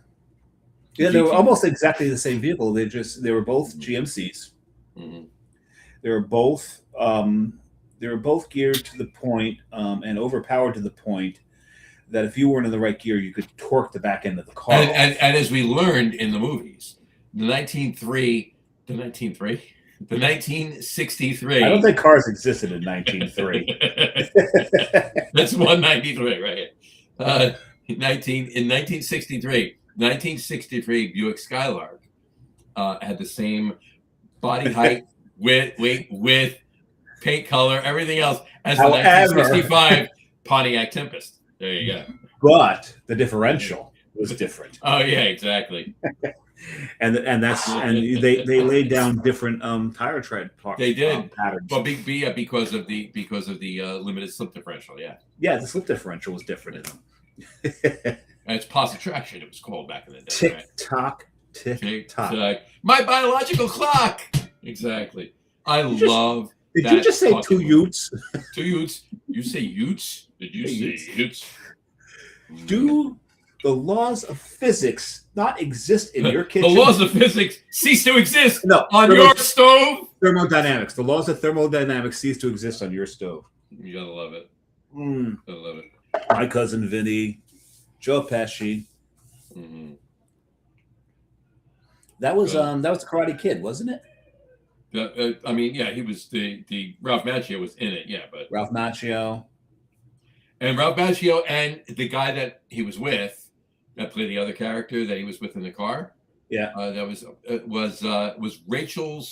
was Barry that almost married Rachel in Friends in the beginning. That Rachel ran out on him. Okay. Yeah, and the closest I ever came to Fred Gwynn, which was the judge, Herman Munster, which was the judge in we're back to the GTO, the judge, right? The judge in My Cousin Vinny, who was also Herman Munster, was his father-in-law. There he is. There you go. There's the man. There you go. Very, very, very long time ago. And this is not. He was 92 at the time, and you could tell I'm a little younger because there's no gray in his fucking beard. No gray. That's before kids. There you go. No, that's all 3 kids actually. But it was right after Jonathan was born, and he's going to be 26. So there you go. Okay. There you go. Anyway, all right. This was a fantastic show. We digressed a little bit at the end. Had a little bit of fun. But we hope you learned a little something here. We hope that you now know the difference between aperitifs and digestifs. And that's what we aim to do here. And digestifs. A lot of digestifs in this show. A lot of digestifs. We hope you learned a little something, and we hope so you can remind us. And I'm going to when we forget everything that we taught you here. Yeah, exactly. Because we will. I'm going to make I'm going to digress just a little bit more. There's a little bit of bourbon left in this glass. I'm going to make an Amaro Manhattan. Just put a little bit. Really? Yeah, I'm just going to put a little bit of this Amaro in here. Just a little. Just a drop. Just a scoop. Just a scotch. Okay, so what I'm going to do is I'm going to use some of the barrel-aged Malort here. Mm-hmm. I'm going to pour in, because there's very little gin left in this bottle, mm-hmm. and I hate putting back a bottle that's got hardly anything left in the damn thing. There's a little more gin than Malort, which is good. Mm-hmm. And compare it vermouth, John. Vermouth. I agree. Vermouth. Put a little bit of vermouth. Yeah. You got the Malort. You got the Malort component, so you don't need to compare it. So this is not so much a Nordgroni, but it's like a Nord. And the thing is, my it's a Negrordi. Negrordi. Negrordi. Explain. I just took the ord from Nord and put it on the second syllable, and called it Negrordi. I just switched it instead of Nordgroni. Instead of Nordgroni, a Negrordi. I see. I mean, you could change it if you want, but no, I'm not going to bother because that's awful. It's okay, I'll drink it, but it's awful. It's awful. There you go. I actually have a bottle of gin. The next time I do gin on the show. Next time you do who? Gin. Gin who? Gin. The next time I do gin as a cocktail. Oh, the spirit on the show. Sorry. Bottle of Sweet Gwendolyn. Sweet Gwendolyn. Haven't opened it yet, and it is a French gin infused with fig, wine, and natural flavors. So I'm excited to open this. I'm gonna have to try this. I love the dominatrix logo. Yeah. Well, apparently that's Sweet Gwendolyn. Yeah, she's. I don't know her personally, but that's Sweet Gwendolyn. There you go. God, I hope you've got a safe word. There you go. This was purchased for me by my sister-in-law. So there you go. Yeah, that makes all the sense in the world. Now I know which sister-in-law it was. Yeah. So, fantastic. But fantastic. No, it's actually. I know. You know what this needs? It needs the orange peel. It needs the orange peel. That's where it needs. That's what's missing. That'll help. I'm sure. I'm supposed to go to an event tomorrow, company sponsored, where I have to wear a suit. No. I do. I know, but no. I do. And if I go, I've got to wear a suit because... Where? In the city or in... Yeah, in the city, because the CEO will be there, the CFO will be there, the COO will be there, the CQO, the CPO, R2D2, C3PO, Kylo Ren. All the brass is there for this. The little one too, the small little ball with the what's that? What's the BB-8. BB-8, yeah. BB-8. Yeah, probably. See what I sent you? That one guy that rated the. Yeah. So yeah, I mean, it's whatever. Did you agree with it? Did you agree with it? Sure. To a point. Yeah, to a point. I mean, I kind of did. I get it, but whatever. You've got to see what I just sent you. What they did is, and at the end of it, you kind of get a little tear in your eye because Rob Reiner's in it. But Rob Reiner is the one who kind of put this together. And I imagine this was done during COVID, but they did it for a food bank, and they kind of redid Princess Bride. Yeah, I saw that. I saw it. I didn't watch it yet, but I saw you. But it's like there's got to be at least 60 different celebrities doing all the different roles, and they mix it up quite geniusly. Hold on, was Carrie Ellis is actually in it, but not playing the role that he played. Not playing. It's and the thing is, you're gonna have to watch it about 5 Not playing times. Wesley. He wasn't playing Wesley. Yeah. No, obviously not playing Wesley, but you're gonna have to watch it about 5 times to be able to catch all the different celebrities. No, was and this what they're doing? I didn't watch it. I saw what it was. I imagine it was during COVID that they did this. Was this the one where was what's her face in it with him with Billy Crystal in the beginning? Billy Crystal's not in it. Billy Crystal's not in it, and it's not. No. That's not what I'm thinking. No, it's not in it. But every one of the roles played because there was one with Billy Crystal, and Rob Reiner was in that too. But the one with Billy Crystal and Ted Savage is in it, reprising his role. Actually, you remember what the hell was her name? Hold on. I'm sorry. I'm having a senior moment. You're having I've had 3 cocktails, and 2 digestifs. I'm calling it a senior moment. Let's go with that. Okay. I was giving you an out on the age thing. I was embracing the age thing. Jane Seymour. Jane Seymour was in it. Nope, this is not the one with Jane Seymour. Yeah. There was another one they did. It's pretty much everybody. No, I'm sorry. It wasn't Princess Bride. The one that Billy Crystal and Jane Seymour were in was a kind of the same idea, but a remake of When Harry Met Sally. That's what it was. Oh, gotcha. No, this one, yeah, you got to watch it. Like I said, I've only watched it twice. I'm gonna have to watch it 5 times to be able to pick everything out. I'll check it out. Yeah. So, all right. This was a fantastic show. We got a lot of shows, like I said, a lot of great shows coming up on the Log Room Guys, and we got a bunch of shows on this podcast coming up that are going to be fun. We the last show we did, we had Dave Wiley on from La Pulga Spirits. It's one wily motherfucker. And it was a fantastic show. We got a lot. We got a number of people, as I mentioned before. We have 2XO coming on. We have Stolen Wolf coming on. We have a number of distilleries coming on with us, and we're going to work on a lot of stuff with them. So you're going to want to pay attention to this, what's going on with this. And within the next couple of months, there will be an End of Chaser website. It's getting dark in here. Exactly. So on that note, though, on Dave's note, that it's getting dark in here. It's getting dark in here. So let's take off all that clothes. No, so keep on all your clothes. There you go. There you go. There you go. Oh, it's getting hot in here, Liz. Yeah, exactly. All right. So on that note, though, we will wrap up the show for today. I want to thank everybody for watching. And for those of you... Hold on. Oh, stop it. And for those of you just listening to the audio podcast, thank you for listening. Don't forget to visit our website. Well, the End of Chaser info will be on www.logram.com. That's LEGERROM.com. For now, within the next couple of months, our own website. So keep an eye out for that. We'll let you know when that happens. But please remember, like us and follow us on all of our social media. Right now, it's End of Chaser. I could probably iron a dress shirt, shouldn't I? I would think so.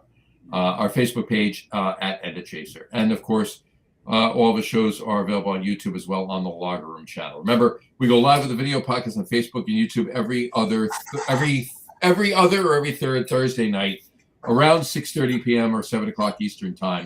And for those of you who just want to listen to the audio podcast, you can do so on our audio host Spreaker, as well as iHeartRadio, Apple Podcasts, Spotify, Odyssey, Audible, Google Podcasts, Amazon Music Podcast, TuneIn, Podcast Addict, Castbox, Deezer, Podchaser, Listen Notes.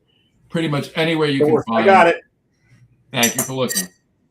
Pretty much anywhere you can find an audio podcast, you will find the End of Chaser. And if you haven't done so already, please subscribe to one or more of those feeds, and you will never miss a show. Again, thanks for following along with us. Have a great rest of your week. Have a wonderful weekend. We'll see you in a couple weeks, folks. And enjoy the 4th of July. We won't see you before the 4th of July. So have a happy, healthy, and safe Independence Day. I live on top of the Palisades. Mm-hmm. I'll be walking that way a couple blocks to see all the fucking big ships come in. All the big ships and all the big fireworks, too. And yes, and probably there'll be a bunch of big shits. big ships, big shits, big bunch of stuff. There you go. Yes, stuff. There you go. All right, folks. Have a happy, healthy, and safe Independence Day. And we I gotta say, the orange actually did make this. the orange helped. Oh, 100%. Citrus always helps. You got it.